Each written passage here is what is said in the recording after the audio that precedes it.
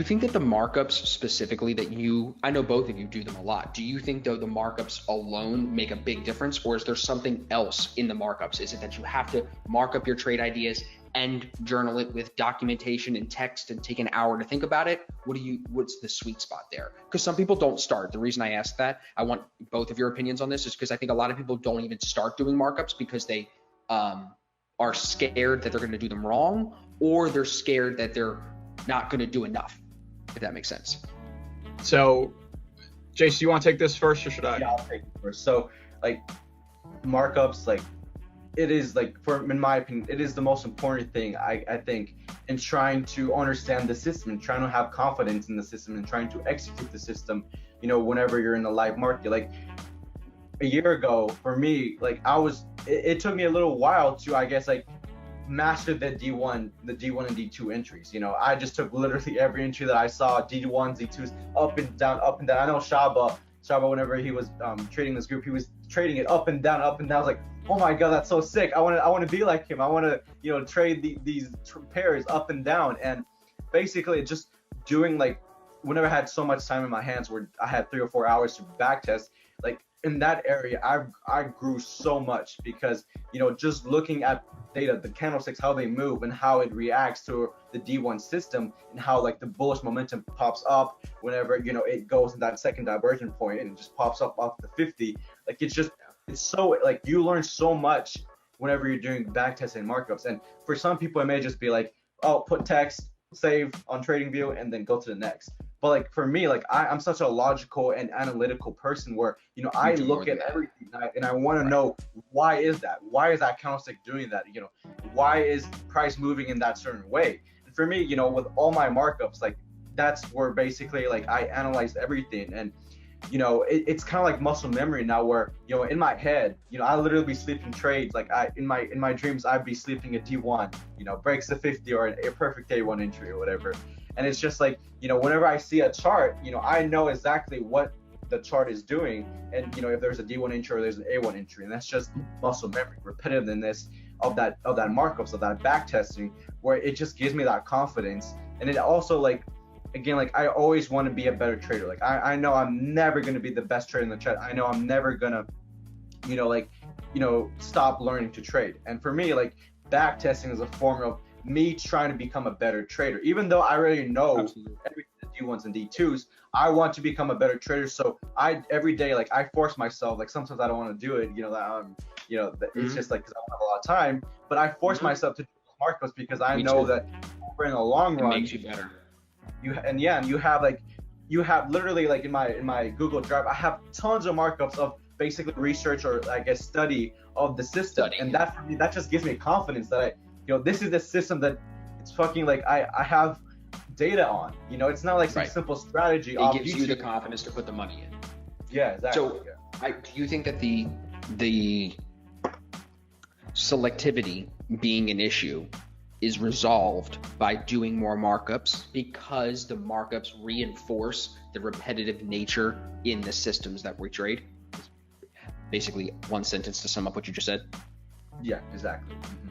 So for people like that were in both of your positions, both of you came into this not doing markups at all, never marking up a lot of your trades, never documenting your own emotions and how you're feeling about your trading.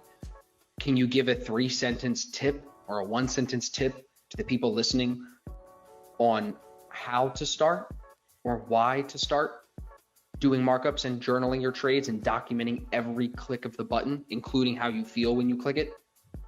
I mean, absolutely, because you need to do it even if you're not trading, one of our systems. It's vital to learn from, you can't necessarily replicate what it's like to, the moment before you press the button and the moment after you press, and, like, maybe you got some buyer's remorse, maybe you didn't, analyze things further. If you take the time, even if you never look at the markup again and it just is, gathering dust somewhere in a hard drive, that reinforces the procedures and the mentality that you need to be successful. So, like, especially looking at markups when I first started, I wasn't that great at them. I was missing some analysis, but, like, just starting, because it starts the process of constantly analyzing where you could have improved. It starts the process of, hey, yeah, this was a winner, but it only went 1R when, we talked about this literally an hour ago, where my stop loss was moved to an inappropriate level.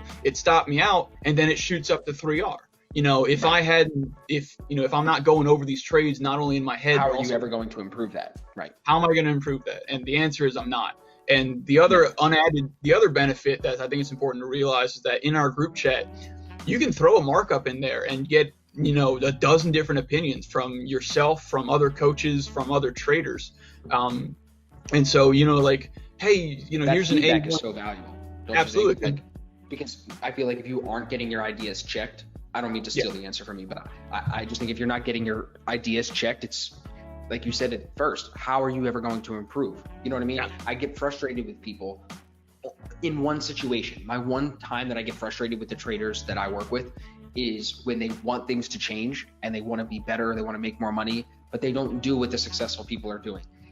Is there anybody in the group that is making consistent money and not journaling and not documenting their trades and not posting markups and not active in the VIP chat every day?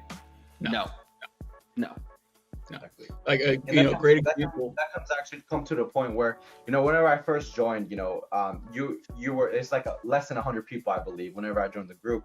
And, I saw that, what you were saying, even to I'm not going to say their names because I don't want no disrespect to them, but basically you were shitting on them basically because, they weren't doing the proper work necessary to become a profitable trader. They've been trading a long time, 4 or 5 years, and they weren't putting the proper work. And you're getting onto them like you need to do what I'm doing. It's a repetitive system, but look what I'm doing. I'm back testing. I'm trade journaling every single trade. But why do you think that is, bro? What have you seen? Why do you think people are not willing to do what others are doing that have what they want? They're lazy. Think about this. Well, I think maybe that's a one-word answer. I think that a big thing is putting in work. I read a ton about trading literature, and a topic that I just read about is positive and negative reasons for trading. Negative reasons you want to escape the 9 to 5, you want to add it, you want to escape the 9 to 5, you want to be your own boss, which are all fantastic reasons and valid, but it doesn't necessarily stoke passion. So, but the positive reasons of solving problems, constantly improving yourself, those are things that bring passion to the table. So if a trader is just looking to just get rich and not fall in love with the idea of trading, the trader who might not even have the experience but has the passion behind it will either overtake or will be leaps and bounds ahead of the trader who doesn't have that passion. Or they're just back to swallowing that ego. Right, yeah. Exactly. Or they have to just put it beside them. I think the rigidity, and I've seen it with both of you. You both in different situations have been rigid to change your mind, and then we've had to have some more aggressive conversations, right, where we then have to be more argumentative than usual in order to get to the point of okay, you're actually not living by what you're saying you want. And that's, I think, a big issue too. People have this ego that prevents them from changing what they're doing in order to achieve what they say they truly want. It's tough. And I think it does go back to who they are as individuals and what they're really afraid of. And a lot of people right now, with the current situation that a lot of people are in, they're afraid of running out of money. They're afraid of being broke. They're afraid of the government cutting off the unemployment checks that they're getting. They're afraid of their employer not bringing them back. People are afraid of everything. It's in our DNA to naturally look at the thing we should be afraid of and feel that fear. So that, like I said before, it translates all of that. That's who you are. It translates into your trading, and it requires subconscious reprogramming, which you both have done really well. You've been able to open your mind and reprogram yourselves in a different way to act differently going forward, to the point where you probably at one point thought markups were a waste of your time. But then after doing it and seeing the results, you are then a little bit more open-minded to doing more. Okay, I'm getting better at trading. What am I doing different? I'm just doing more markups. Let's do more of that. I'm more open-minded now. And when you see people crack their shell, so to speak, and crack out and start to really step into who they are, you realize that the worst thing we can all be as traders is closed-minded. That will close us off not just to making money, but also to becoming, I think, our best trader selves. That's the way that I like to put it.